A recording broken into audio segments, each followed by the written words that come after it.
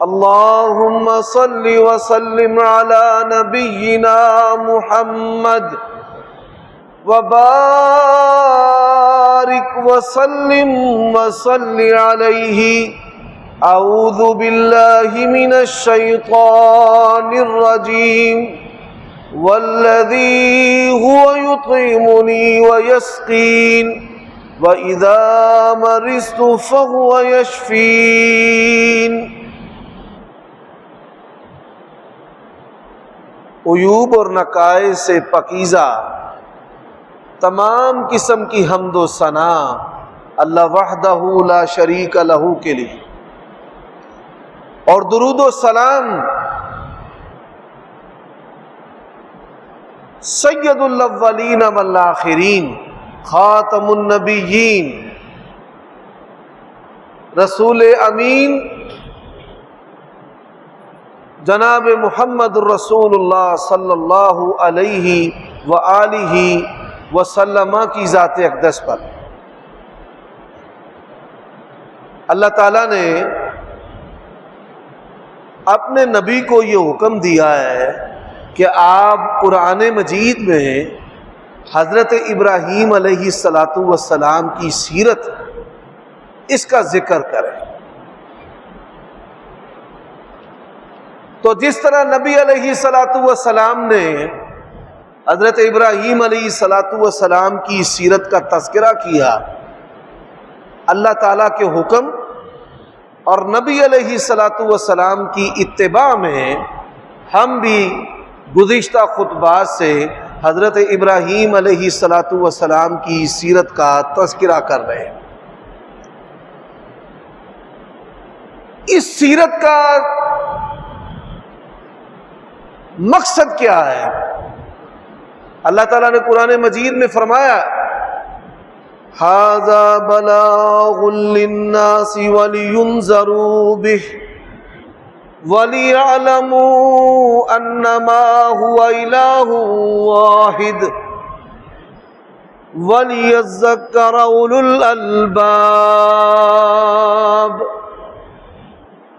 حضرت ابراہیم علیہ السلام کی سیرت کو سنانے کا مقصد یہ ہے کہ لوگوں کو پتہ چل جائے کہ ان کا خالق، مالک، معبود، مشکل کشا، ان کا داتا، دستگیر، ان کا الہ، علی کل شیء قدیر صرف اللہ کی ذات ہے. لِيَعْلَمُوا أَنَّمَا هُوَ إِلَٰهٌ وَاحِدٌ. اب قرآن مجید کا دوسرا مقام ہے، اس کو ایک دفعہ اتار کے لگائیں ایسے. بسم اللہ. ٹھیک ہو گیا، بہتر. آپ ادھر ڈیوٹی دیں. اب اللہ تبارک و تعالی کا قرآن مجید میں ایک فرمان ہے. فرمایا وَلَنَبْلُوَنَّكُمْ بِشَيْءٍ مِّنَ الْخَوْفِ وَالْجُوعِ وَنَقْصٍ مِّنَ الْأَمْوَالِ وَالْأَنفُسِ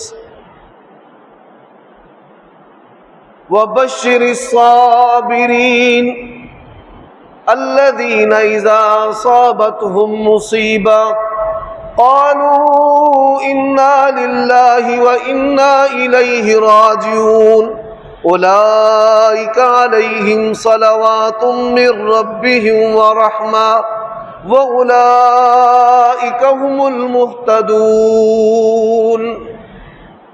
بعض لوگوں کو اللہ تعالی مال دے کر آزماتا ہے. اب انسان سچا بھی ہو اور اللہ تبارک و تعالیٰ کی جماعت کا حصہ بھی ہو اور بظاہر تنگ دستی کا شکار ہو، یہ بڑے فتنے کی بات ہے. اللہ نے فرمایا میں آزماؤں گا.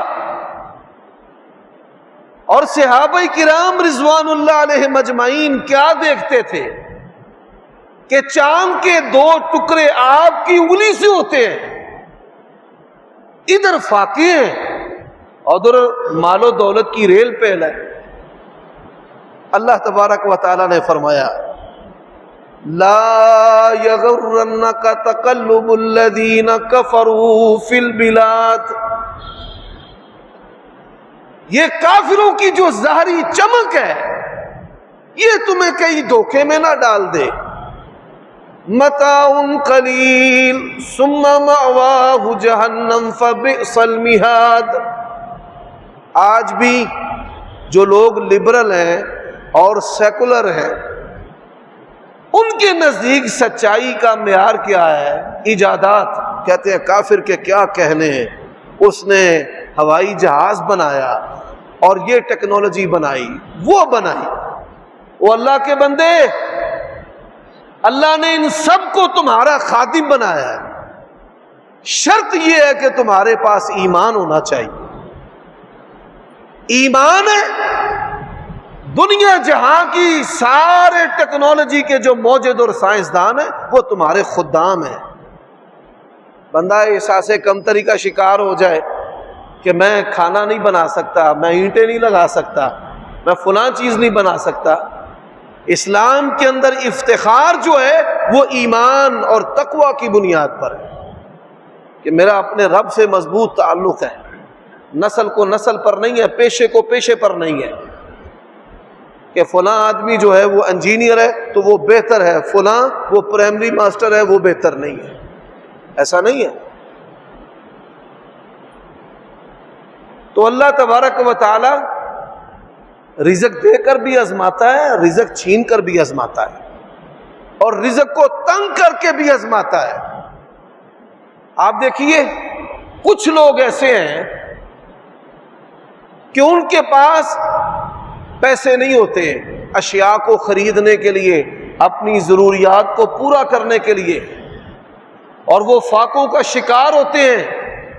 پر میں یہ بات کہنا چاہتا ہوں، مسلمانوں میں سے سب سے بڑھ کر جو فقیر سے فقیر بندہ ہے وہ صحابہ کرام کے مالدار بندے سے بھی بڑھ کر بہتر کھانا کھاتا ہے. یہ بات بڑے نکتے کی ہے. آج ہمارے معاشروں میں جو سب سے غریب بندہ ہے نا وہ نبی علیہ الصلوۃ والسلام کی جماعت کے مالدار بندے سے بہتر کھانا کھاتا ہے. یہ بات یاد رکھیں ہمیشہ. میرے بھائیوں دوستوں، اب اللہ تبارک و تعالی کی بڑی ساری مخلوق ایسی ہے کہ جن کے پاس 24 گھنٹے میں ایک دفعہ کھانا کھانے کا انتظام ہے. یہ بھی اس کا بڑا فضل ہے.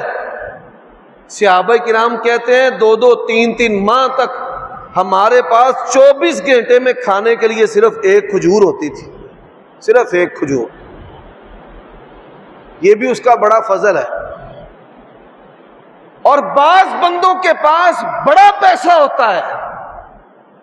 گزشتہ دنوں میری والدہ بیمار ہوئی ہیں تو ڈاکٹر نے کہا جی ساری چیزیں ہی بند، کچھ نہیں کھانا، اگر کھایا تو یہ سمجھیے گا کہ خودکشی کر لی ہے. کوئی بھی چیز ایسی کھائی تو بس بندہ پار. ہر چیز ماں سوائے 1-2 چیزوں کی سب چیزیں بند کر دی. یقین جانیے میں نے تو اس سے بڑا سبق لیا ہے، اور یہی بات میں آپ کے سامنے رکھنا چاہتا ہوں کہ ایک کے پاس نعمتیں نہیں ہیں، نہ ہونے کی وجہ سے نہیں کھا سکتا، اور ایک کے پاس سب کچھ ہے، سب کچھ ہونے کے باوجود بھی نہیں کھا سکتا. پرانے دور کی بات ہے، امام حسن البصری سے کسی بندے نے کہہ دیا بڑی مہنگائی ہو گئی ہے، جو روٹی ہے اس کی قیمت بڑھ گئی ہے، 1 دینار ہو گئی ہے. وہ فرمانے لگے کہ میرا ایمان اتنا کمزور نہیں ہے کہ میں ان باتوں سے فتنوں کا شکار ہو جاؤں. میں اس پروردگار کا بندہ ہوں جس نے دنیا میں آنے سے پہلے میرے کھانے کا انتظام کر دیا ہے.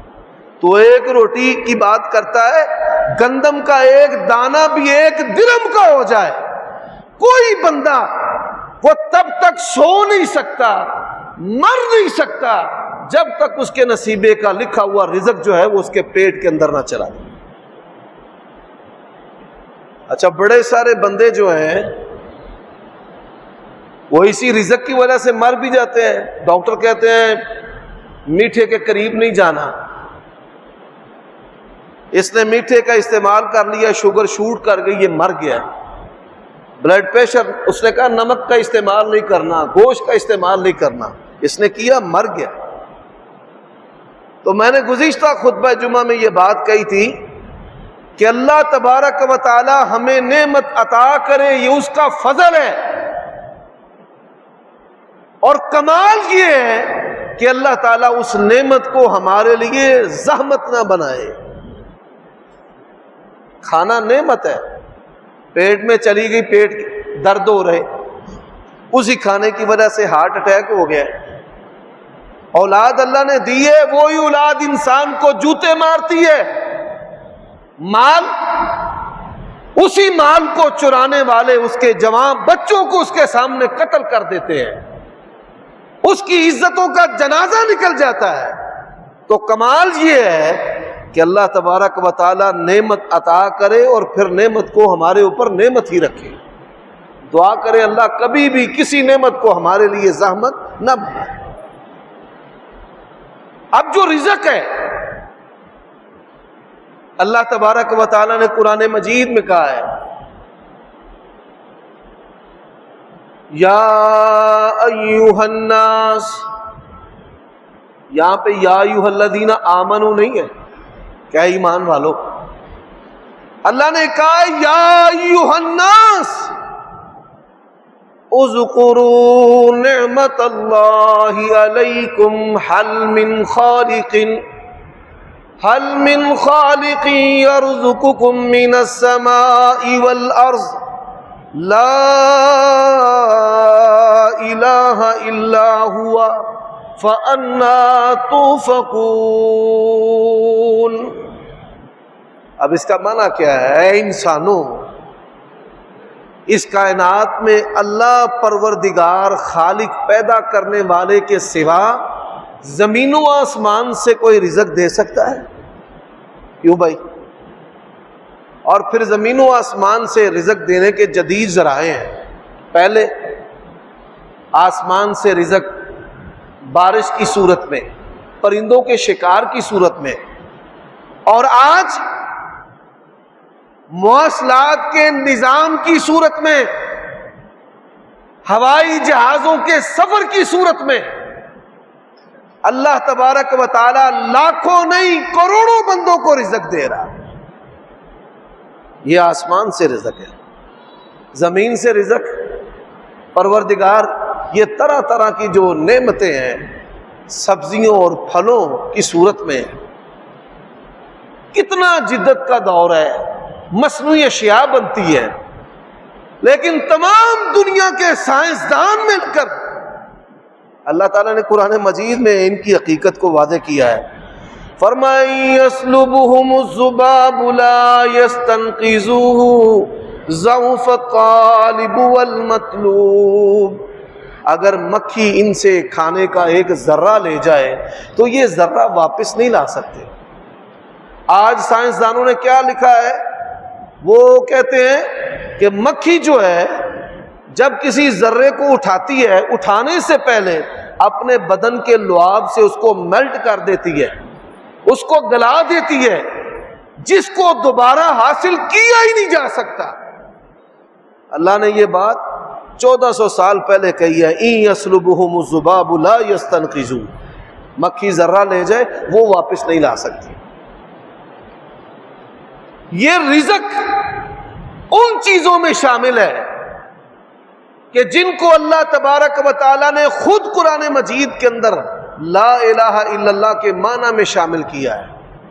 جیسے لا الہ الا اللہ کا معنی ہے کہ کوئی معبود نہیں سوائے اللہ کے، اسی طرح لا الہ الا اللہ کا معنی یہ بھی ہے کہ کوئی رزق دینے والا نہیں سوائے اللہ کا.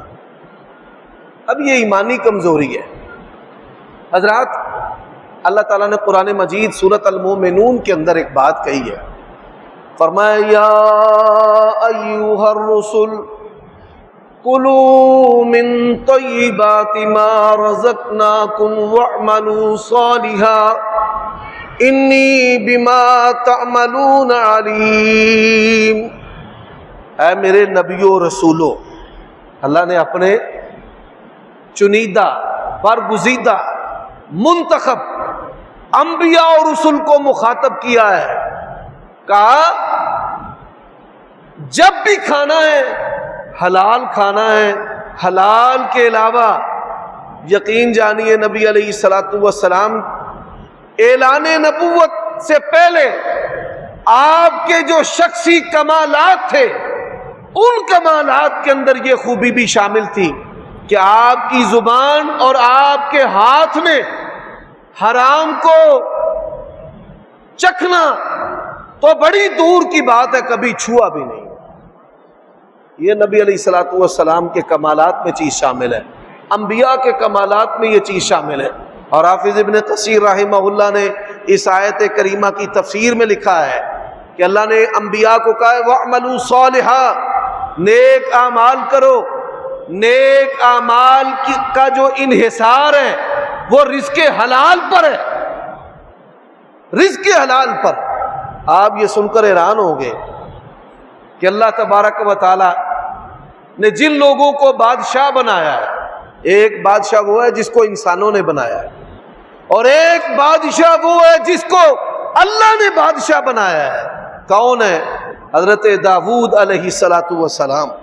اور داؤد علیہ الصلوۃ والسلام خزانوں کے مالک ہونے کے باوجود، بادشاہ ہونے کے باوجود کبھی بھی ان خزانوں سے کھانا نہیں کھاتے تھے.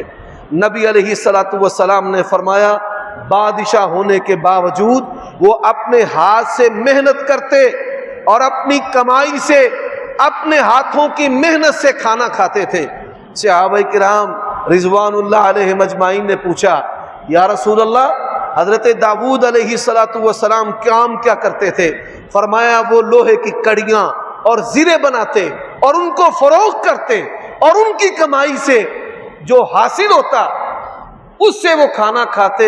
اس کے بغیر حضرت داؤد علیہ الصلوۃ والسلام کھانا بھی نہیں کھاتے. حضرات نبی علیہ الصلوۃ والسلام کا فرمان ہے انسان کا بہترین کھانا، انسان کا بہترین کھانا، بہترین کھانا کون سا ہے؟ فرمایا جو اپنے ہاتھ کی کمائی سے وہ کھاتا ہے وہ اس کا کھانا بہترین کھانا ہے. آج من حیث القوم ہم بیمار ہیں.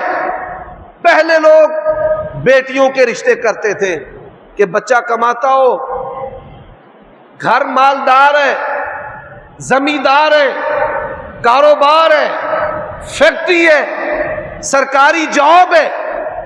اور آج بڑے افسوس کے ساتھ آج بیٹے کے لیے جو رشتہ تلاش کیا جاتا ہے کہ لڑکی سرکاری ملازمہ ہونی چاہیے، پروفیسر ہونی چاہیے، ڈاکٹر ہونی چاہیے، کماتی ہو، جاب ہو اس کے پاس، عزت سے غیرت سے کوئی تعلق نہیں ہے، مال آنا چاہیے. آج ہماری یہ سوچ ہے کہ ہم بیٹے کا رشتہ کریں تو اس کے سسرال والے بڑے مالدار ہوں جو بچے کو سٹینڈ کر دیں. جب یہ سوچ ہمارے ذہنوں میں داخل ہوگی، یہ بات یاد رکھیں لالچ ایک ایسی چیز ہے جو انسان کو اللہ تعالیٰ کی مدد سے محروم کر دیتی ہے.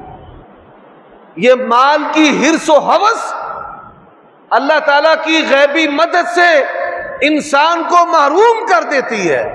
اور جب تمہارے پروردگار نے کہا ہے وہ فی السماء رزقکم وما توعدون کہ تمہارا آسمان میں رزق ہے، تو بتائیے اللہ تبارک و تعالیٰ سے بڑھ کر اس کائنات میں کوئی سچی ہستی ہے؟ نہیں ہے. تو ابراہیم علیہ الصلوۃ والسلام کی سیرت وہ ہمیں یہ پیغام دیتی ہے کہ ہماری پیدائش سے پہلے ہمارا رزق ہمارے رب نے لکھ دیا ہے. ہمارے نہ چاہنے کے باوجود بھی ہمیں تب تک نیند اور موت نہیں آئے گی جب تک ہمارے نصیبے کا رزق ہمارے پیٹ کے اندر نہ چلا جائے. اور پھر جب انسان مال کی حرص و ہوس کرتا ہے تو وہ اللہ تبارک و تعالیٰ کی غیبی مدد سے محروم ہو جاتا ہے. یہ رزق اللہ سے مانگنا چاہیے، فضل بھی اللہ سے مانگنا چاہیے، لیکن کسی کی بربادی نہیں مانگنی چاہیے. یہاں پر کیا ہوتا ہے؟ ایک انسان اس کا اچھا کام چلتا ہے، اس کا شریک اسی کی برابری یا اس کا بیڑا غرق کرنے کے لیے اس کی برابری کرتا ہے، اس کے ساتھ وہی کام کرتا ہے۔ ہمارے ہاں ایسے ہوتا ہے، بازار میں دکانیں خالی کروائی جاتی ہیں، پیچھے حسد جو ہے، حسد کار فرما ہوتا ہے کہ اس بندے کا بیڑا غرق کیسے ہونا چاہیے۔ تو میرے بھائیوں اور دوستوں، اللہ تبارک و تعالیٰ نے قرآن مجید سورۃ ملک کے اندر کہا ہے، کیا میرے نبی ان سے پوچھئے من یرزقکم من السماء والارض، اور پھر ان امسک رزقہ، اگر اللہ تبارک و تعالی رزق کو روک لے تو کائنات کی کون سی ہستی ہے جو انسان کو رزق دے دے؟ کوئی ہستی ہے نہیں۔ بل لجوا فی عتو و نفور، ہٹ درمی کے اندر ہے، سرکشی کے اندر ہے۔ تو میرے بھائیوں دوستو، یہ ایمانی کمزوری ہے جو بچپن سے ہمارے والدین، معاشرے، دوست احباب اور اساتذہ اور دیگر بیمار لوگوں سے ہمارے اندر آ گئی ہے، اور یہ بیماری انسان کے اندر حرص اور ہوس اور آخرت کے بارے میں بے پرواہی پیدا کرتی ہے، جس سے انسان اپنے بھائی کا قتل کرتا ہے اور اپنی بہن کا حصہ دبا لیتا ہے، اور حلال و حرام میں جو فرق ہے اس کو چھوڑ دیتا ہے۔ انسان کا یقین اور ایمان ہونا چاہیے کہ میرا خالق، مالک اور رزاق کون ہے؟ اللہ ہے۔ اور انسان کا ایمان ہونا چاہیے کہ میری پیدائش سے پہلے میرا رزق میرے رب نے لکھ دیا ہے، اور انسان کا ایمان ہونا چاہیے کہ میرے مال کے اندر خیر و برکت دینے والی ہستی اور ذات کون سی ہے؟ اللہ کی، اللہ تبارک و تعالیٰ کی ہے۔ اور آخری بات جو میں کرنا چاہتا ہوں، مال کی بنیاد پر رشتے ناتے دوستیاں مال کی بنیاد پر نہیں ہونی چاہیے۔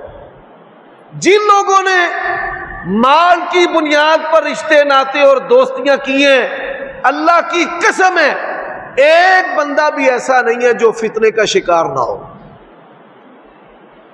کئی لوگ ہیں کہ جنہوں نے مال اور سٹیٹس کی بنیاد پہ اپنی بیٹی اور بہن کا رشتہ دیا، ان سے پوچھیں وہ کس طرح روتے ہیں، سکون کس طرح ان کی زندگی سے نکل چکا ہے۔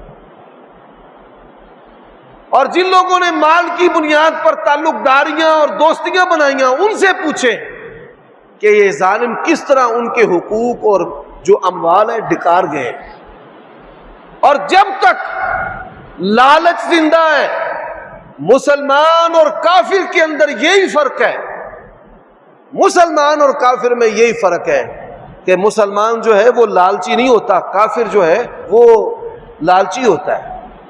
ایک ڈاکٹر وہ امریکہ میں پاکستان تشریف لائے، تو میں نے ان سے پوچھا کہ پوری دنیا میں جو پاکستانی ڈاکٹر ہیں ان کو بڑی پذیرائی حاصل ہے، ہاتھوں ہاتھ لوگ لیتے ہیں، یورپ میں بھی پاکستانی ڈاکٹر سب سے زیادہ، پوری دنیا میں باعزت روزگار جن کو حاصل ہے، ویزے جن کو آسانی سے مل جاتے ہیں، وہ ڈاکٹرز ہیں۔ سعودیہ میں بھی دیکھنے میں آتا ہے ڈاکٹرز پاکستانی ہیں۔ تو اس کا سبب کیا ہے؟ کافر جو ہے وہ کس طرح پاکستانی ڈاکٹروں پر انحصار کرتے ہیں۔ حضرات، بڑا پیارا نقطہ انہوں نے کہا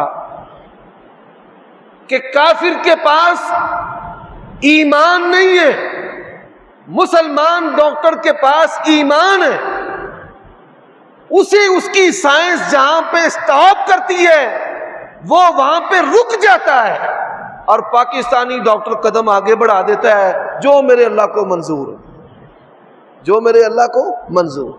زندگی موت کا مالک کون ہے؟ اللہ۔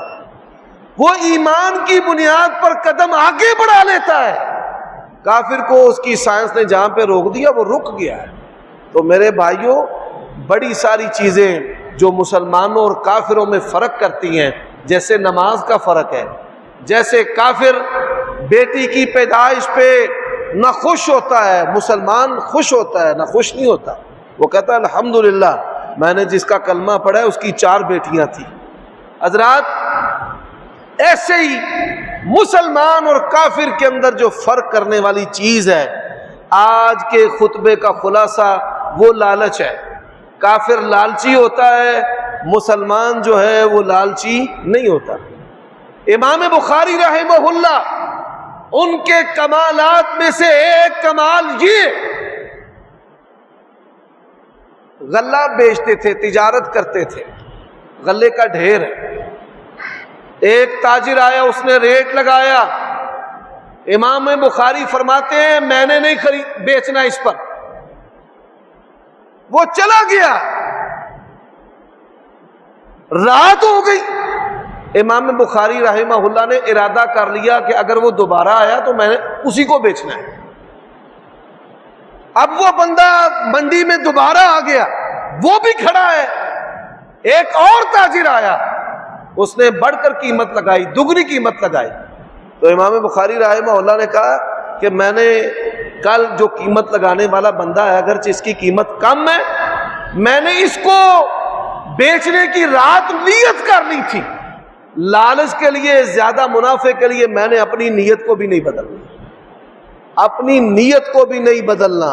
حضرات، ایسے عظیم لوگ ہیں جنہوں نے امت کی امامت اور قیادت کی ہے، اور آج ایک گاہک بیٹھا ہے، اس کے بیٹھے ہی دوسرا گاہک آ گیا ہے، تو ہم اس کے ساتھ جو ہے وہ ڈرامہ پلے کرتے ہیں، مکر جاتے ہیں، اور پھر کہتے ہیں جا جو کرنا ہے کر لے۔ کرنا تو اللہ پاک نہیں ہے کہ اللہ پاک اس کی موت کو، زندگی کو ایسا عبرت والا بنا دیتا ہے، انسانوں کو پھر بھی سمجھ نہیں آتی۔ اللہ مجھے اور آپ کو یقین محکم، ایمان کامل اور اس بات کی معرفت عطا کرے کہ ہمارا رزاق کون ہے؟ اللہ، اور کبھی بھی لالچ کو اختیار نہ کریں۔ جب تک لالچ زندہ ہے تب تک ڈبل شاہ جیسے لوگ فراڈ کرتے رہیں گے، تب تک انسان لٹتے رہیں گے۔ ایک بندہ کہتا ہے جی 25% پروفٹ ہے، 50% ہے، 2 کروڑ اس کو دے دیا، 3-4 ماہ پروفٹ ملتی ہے، اس کے بعد اصل پیسہ بھی نہیں ملتا، تو یہ لالچ ہے۔ تو لالچ، ہاں انسان اللہ تعالیٰ کے فضل کا طلبگار ہونا چاہیے، اللہ سے رزق مانگے اور رزق کے جو اسباب ہیں ان کو اختیار کرے، اور ایسی لالچ جو انسان کو اندھا کر دے اور اس کا مطمع نظر شریعت کے اصول نہ ہو۔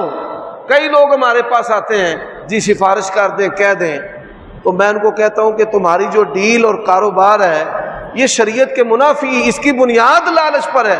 میں اب آپ کے کسی کام نہیں آ سکتا کہ سود میں پھنسے ہوئے بندے کی ہم سفارش کیسے کر دیں۔ اللہ تعالیٰ مجھے اور آپ سب کو خاتمہ بالخیر عطا فرمائے۔ سبحان ربک رب العزت عما یصفون۔